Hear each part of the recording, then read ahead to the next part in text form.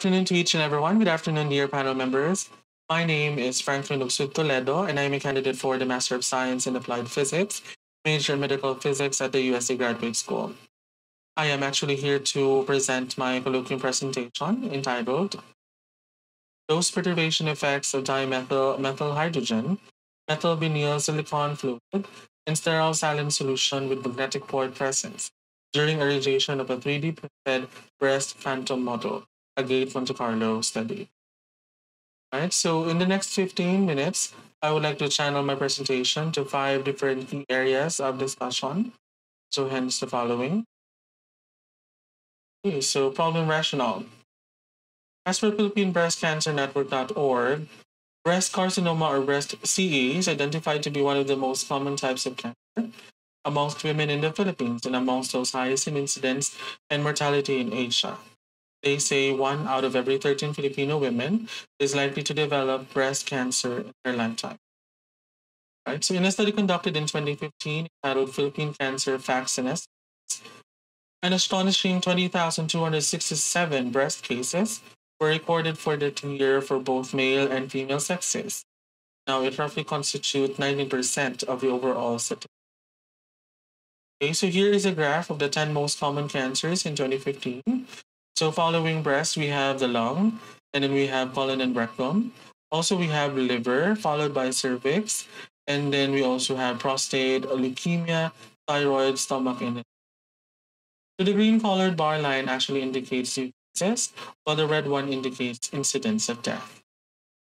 Right, so in our facility, we were able to come up with a comparative statistical data for various cases from 2016 to present. So here you will notice that the highest in incidence still are those of breast cases. Then it's being followed by head and neck. Also, we have abdominal pelvis or gynecological cases. And then there are other cases as well as there is metastases. Okay, so management and control of breast cancer is a multidisciplinary approach. So standard primary options of care include surgery, chemotherapy, and then radiotherapy.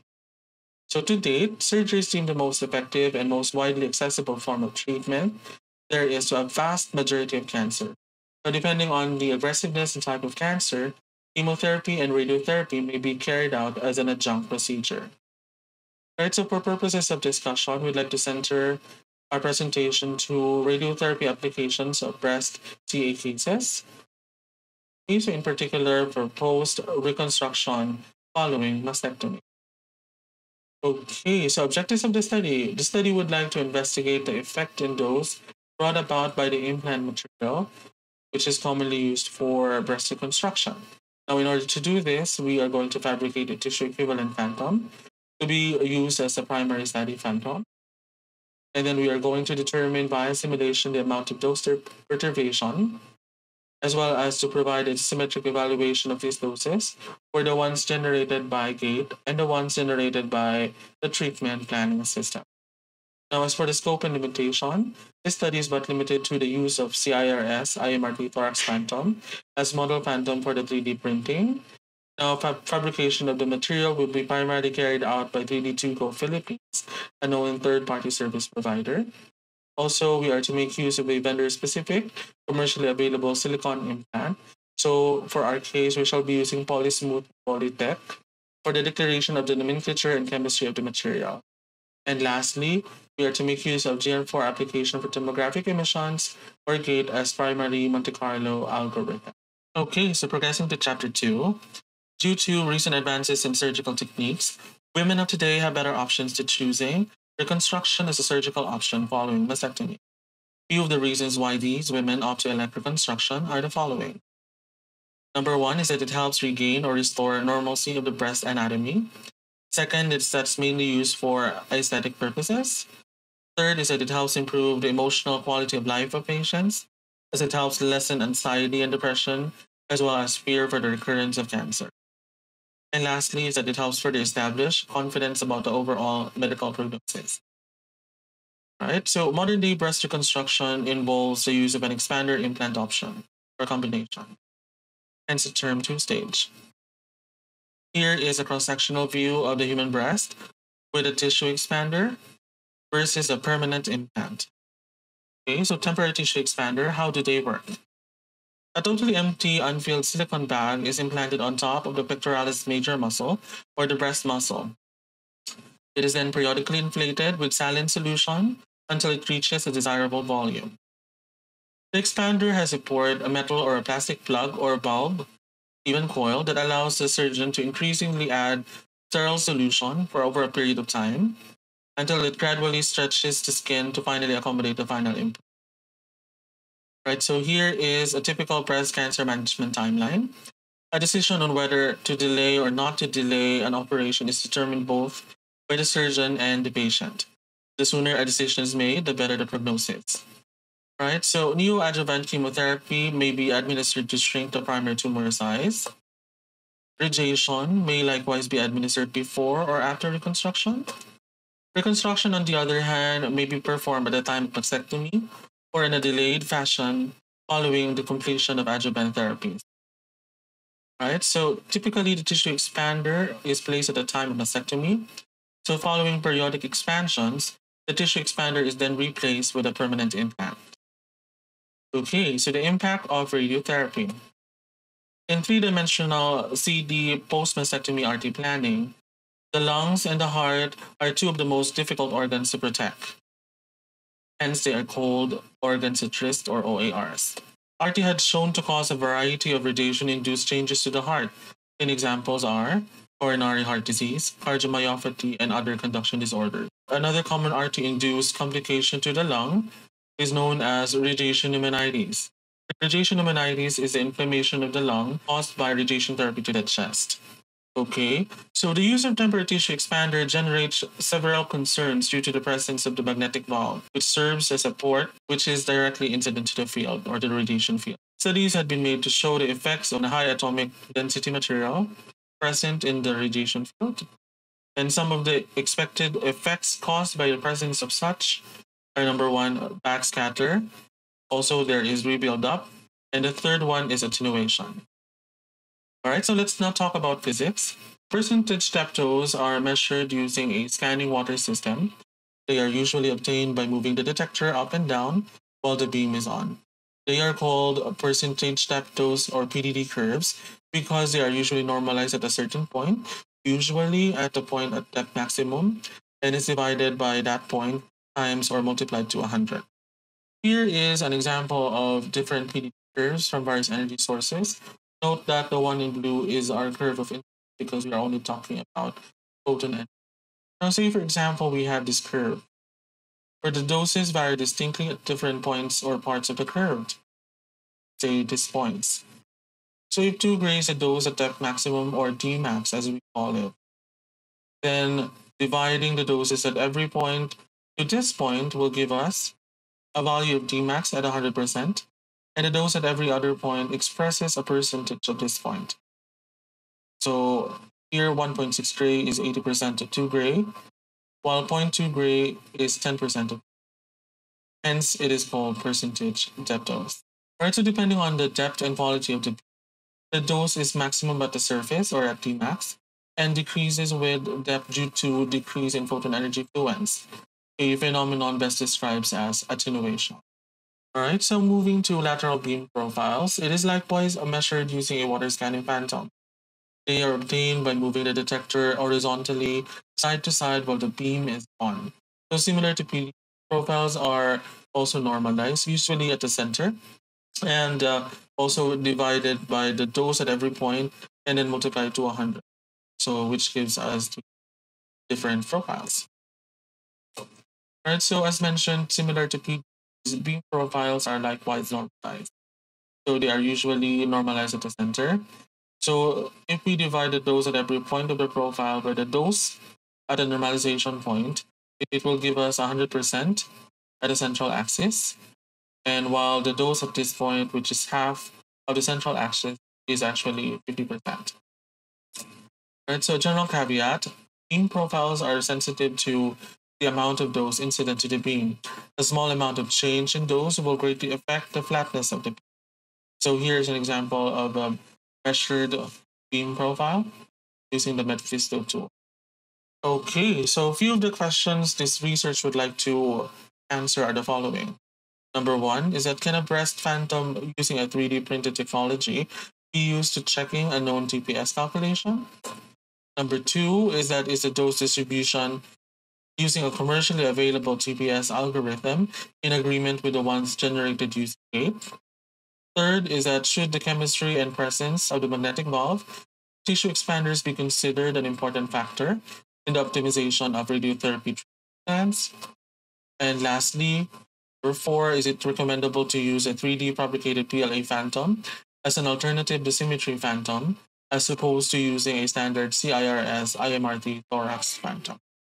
Okay, so methodology. So this particular research work is actually part computational as well as part experimental. So in order to proceed with the simulation part, we have to deal with the modeling as well as physics definition and beam generation. On the experimental side, we have a material setup, then there's parameterization as well as beam measurement. Now, both of which will undergo initial simulation and initial experimentation.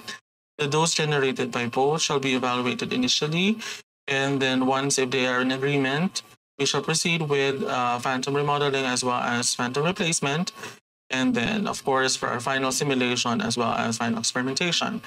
Now again, the dose generated by both shall be evaluated as a sort of final evaluation.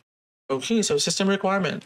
This particular simulation is in need of a 2.8 gigahertz processor or better in a Linux Ubuntu operating system. Now, alongside the Gate software package, three other known dependencies needs to be downloaded as well. So we have number one, which is the root plotting system, which is needed for post-processing and of course plotting. And we also have the HepRap browser as well as the Qt browser for the external and internal visualization respectively. Okay, so now how the simulation. Right, so to set up the gate simulation system, the following requirements are needed. So we have volume geometry. It's further divided by the scatter geometry and then the phantom geometry, which is our water phantom and our 3D printed material. Next is the physics modeling. Also, we have source definition as well as random number generation and scoring plane. So as per geometry definition, we have here a blue box which is represented by the universal or the mother volume. Inside the box, we have three other daughter volumes, namely daughter volume number one, which is the Linux country head. The second volume is the water phantom, and the third one is the breast phantom model. Okay, so here you'll see a schematic diagram of a typical linear accelerator. Now, since we are only after the production of X-ray or photons, we shall be focusing on the components of the Linux country head, hence the red circle. Now it shall serve as our basis for the geometry construction. Less MLC. Incident to the beam, we now have the target. Then we have the primary collimator. Then flattening filter as well as a monitoring ion chamber. Then the mylar mirror. And lastly, the upper and lower jaws. Right, so here is an example of a 3D visualization of the previously mentioned components of the Linux country head. We actually based our geometry construction on the manufacturer's specification of a 6MB electrocompact linear accelerator machine. Right, so for this particular study, we actually made use of a two-way setup. So in the first setup, a water phantom is used. Now, once it's validated, it shall then be replaced with the 3D printed or the 3D fabricated phantom. Now, of course, following the same parameterization, number one is that it should be of a 6MB photon energy Linux machine. Second is that SSD should be at 100. Third is that field size is set to 10 by 10. And lastly, with a depth of 10 as Tmax. All right, so here's a sample coding of the Gate Monte Carlo simulation. Now, say we pick one file, namely main.mac. This particular file actually contains a majority of the coding intended for the simulation. Now, here's one executory line. Now, in order to set the world volume, we follow the following command lines. All right, now for the water phantom, we named it here as the water box. So we also follow this particular command line here. Right, so the following command lines are actually on a basic template already. You just have to replace the necessary details which is specific to the machine, right? So here is an example 3D visualization of the world volume and the water volume as well as the Lina country head. So we have codes actually set for various volumes and shapes as well. So most of which can be found at the user's guide manual. All right, so now let's go back to our 3D visualization. Here you'll see that the blue box is actually represented by the water phantom. Now the remaining upper cluster is represented by the components of the Lina country head, hence the yellow circle. Now if we're going to magnify that, you'll see here is the target, then platinum filter, as well as the parallel ionization chamber, and of course the mylar mirror, and then the upper and then the lower jaws. All right, so here is an example of a beam generation. In order to begin the simulation, we have to make use of the following command lines, circled in green. Now we just have to replace the number by the numbers specific to your laptop or to your desktop. Now for our case, our maximum capacity is around 2 billion events, hence this particular line. Right, so despite the limitation, you actually have the option to do certain repetitions until such time that the accuracy and precision is achieved. Right, so FYI, a normal simulation run usually takes about days to weeks. Now it depends on the laptop specification as well as the total number of events. Now for our case, since we're using 2 billion events, it actually took us 2 to 3 days to complete the whole simulation process. All right, so for the declaration of the chemistry of the materials, we actually made use of the ones available online. So for PLA, there's this specific material safety data sheet, which states that the molecular formula for such is C6H8O4. Same is true for the dimethyl silicon fluid, though the molecular naming is provided by Polytech. Molecular formula is C11H30O3 silicon 4. And lastly, we have the magnetic disk, which is actually a neodymium material, which has a nominal density of 7.4 grams per cubic centimeters. All right, so moving to experimentation, we are actually in need of a linear accelerator machine or a LINAC.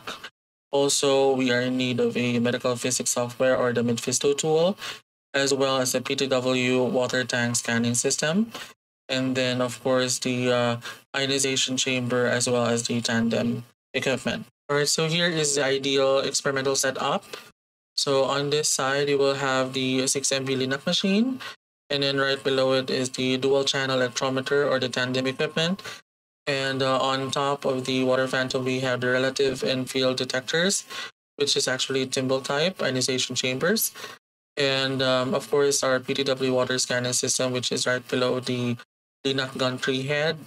And lastly, the Midfisto software for the post-processing and analysis of beam measurements. Right, so in order to proceed with beam validation, we have to perform the following step-by-step procedure. Number one is that we have to set the LINAC country and volumeter angles to 0 degrees. Second is that we have to align the center of the water phantom along the beam central axis. Third is that we have to align the level of water to spirit level using the bubble meter.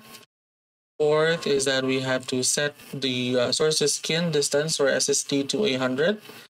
Also, we have to connect the field detector for the photon beam to the water scanning system. And then also we have to move the detector along X, Y, and Z to ensure that it is passing through the beam central axis during the scanning process. And so number 7, we then have to place the reference detector on air at the border without having to interfere with the detector's path. Right, so number 8 is that we have to search the depth of maximum dose in the central axis while the beam is on, and then scan the central axis with the normalization of the maximum dose for a 10 by 10 field size. All right, so we then have to scan the beam profile at a depth of 10 cm. Lastly, we are to compare the normalized error of the Monte Carlo beam data with that of the experimental result. Right, so as earlier mentioned, once the beam data has been validated, we then proceed with the phantom replacement, and hence we are to satisfy the 4 different satisfying conditions, namely number 1, to have a breast with a silicone gel implant. Second is to have it filled with saline solution. Third is to have the saline solution plus the magnetic valve, and lastly, to irrigate a full intact breast. Basically, we're done with beam validation. Now we are to proceed with the actual experimentation and the final simulation, both of which are actually a work in progress.